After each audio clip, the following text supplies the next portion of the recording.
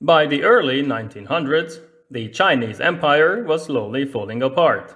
After centuries of isolation, its Qing Dynasty was unable to stop foreign encroachment and repeated humiliation, suffering defeat in two opium wars and barely overcoming internal rebellions.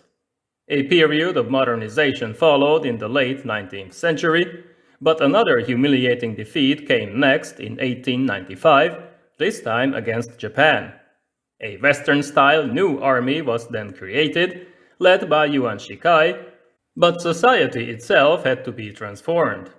In 1898, the young Guangxu emperor turned to reformers, but he would soon learn that reforms can be dangerous.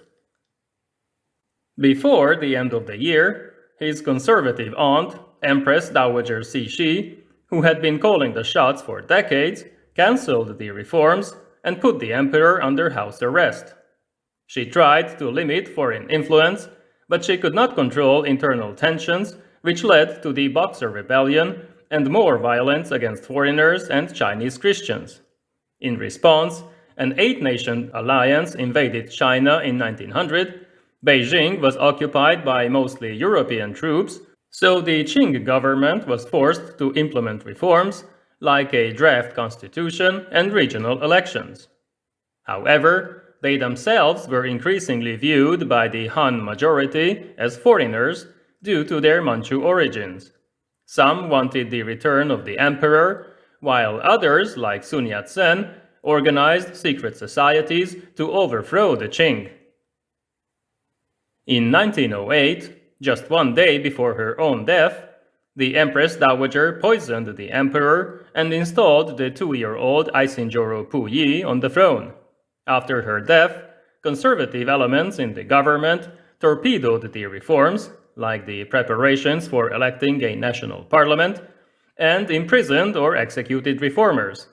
This made them turn towards revolutionary ideas. There had already been more than a dozen attempts, supported by Sun Yat-sen, but these failed as Qing forces suppressed them. Now, more and more turned against the government, even in the military. In October 1911, a rebellion broke out among members of the new army in Wuchan, the capital of Hubei province. They captured the city and killed Qing officers, and their example was followed in several other provinces, where even some generals turned against the monarchy. The government sent Yuan Shikai and the most powerful military unit, the Beiyang Army, against the rebels. He scored a major victory, but seeing that the revolutionaries were gaining more support elsewhere, in Shanghai, Nanjing, Guangdong, Shandong, and other regions, he negotiated with both sides, using his army as a leverage. Puyi, the emperor, was still a child, not aware of the ongoing changes, but in November, his father, acting as regent, turned the autocratic system into a constitutional monarchy and appointed Yuan Shikai as prime minister. However, these changes came too late to save the Qing dynasty. In the south, Sun Yat-sen's organization, the Tongmenghui, or United League, helped the rebels capture Nanjing, where they established a provisional government. A new flag with horizontal stripes was adopted. It represented the 5 races under one union. They were the Han, the Manchu, the Mongols, the Muslims, and the Tibetans. Sun was inaugurated as the first provisional president, while in Beijing, power passed to Yuan Shikai, who continued to control the Beiyang army. Neither side could attain foreign assistance, so negotiations started in mid-December in order to reach a truce. A compromise was born. Yuan Shikai would force the emperor to abdicate, but he would remain in his summer palace with his expenses covered by the state, while the southern provinces would support him as president of the republic.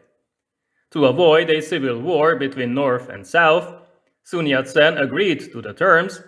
His provisional government ceased to exist, and the capital moved back to Beijing. Yuan became president in March 1912, but the Republican era did not bring peace and stability. The Beiyang government relied on the National Assembly, which elected the president and vice president, along with a premier, the prime minister. Senators were chosen by the provincial assemblies. Representatives were chosen by an electoral college through limited suffrage. Not everybody could vote. However, personal and factional ties were much stronger than these new institutions. The government remained extremely corrupt, unstable, and tyrannical. In August 1912, Song Jiaoren, one of Sun's associates, established the Kuomintang, the nationalist party, which campaigned against Yuan Shikai, as the rivalry between him and the revolutionaries never ended. It won the December election ahead of the Republican Party, which represented the administration. Song was to become the next premier, but he was assassinated before the new assembly convened, most likely by Yuan, who secured a loan from foreign powers to improve his army and concluded a treaty with Russia, giving them special privileges in Outer Mongolia. Kuomintang members of the parliament accused him of abusing his rights, while the Progressive Party, which united the other three parties against the KMT, claimed that the Kuomintang was preparing an insurrection. In July, 7 southern provinces rebelled against Yuan and his Beiyang government, but this second revolution quickly failed. Yuan's troops defeated the largest KMT military force. Nanjing fell in September. The rebellion was suppressed, so Sun and other leaders like Xiong Kewu had to flee to Japan.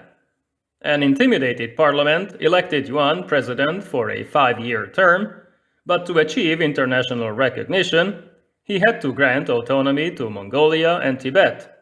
In the former, Russia was given a free hand, while in the latter, the British influence continued. In January 1914, Parliament was dissolved, Yuan gained unlimited powers, and each province received a military governor, his trusted generals. In July 1914, when World War I broke out in Europe, Sun Yat-sen established the Chinese Revolutionary Party, abandoning the idea of democracy, requiring each member to be totally loyal to him. Back in China, Yuan extended his presidential term to 10 years and prepared to become the next emperor, but his actions alienated the Progressive Party, which turned against him, along with many provincial governors who didn't want to support another imperial government, and even his trusted generals who opposed his move to centralize tax collection. In 1915, Japan occupied the German possession in Shandong province and handed over the 21 demands, which would have rendered China a Japanese protectorate. Some of their demands were accepted by Yuan, making him even more unpopular, but in December, he declared himself emperor of a new empire of China. This move provoked another rebellion in the south, which was always against Yuan anyway. The former governor of Yunnan, Cai Yi, and other prominent figures formed the National Protection Army and declared Yunnan independent. Soon, other provinces joined them, starting the National Protection War. Yuan's generals, who already disliked the new emperor, did not put up a serious fight, so in March 1916, he was forced to abdicate. He died in June, after which Vice President Li Yuanhong assumed the presidency. Parliament reconvened in August, but after Yuan's death, Beijing was no longer able to maintain control over the military governors, who gradually became warlords. President Li and Premier Duan Qirui held opposing views regarding World War I. Li wanted to stay out, while Duan wanted to declare war on the Central Powers. In May 1917, Duan was dismissed, but some governors remained loyal to him and declared independence, calling for Li's resignation. The president asked General Zhang Shun to mediate, but he, relying on German money and weapons, marched into Beijing and announced the restoration of the monarchy, installing the young Puyi on the throne in July. Neither side accepted this. Li and Yuan quickly made peace, after which Yuan retook the capital in 2 weeks. Li resigned. He was succeeded by Vice President Feng Guozhang, but after his quick victory, Premier Yuan was now the strongest man in China, and he was also tired of democracy. Parliament was dissolved, war on the Central Powers was declared, 175,000 Chinese laborers were sent to Europe, while the country continued to disintegrate.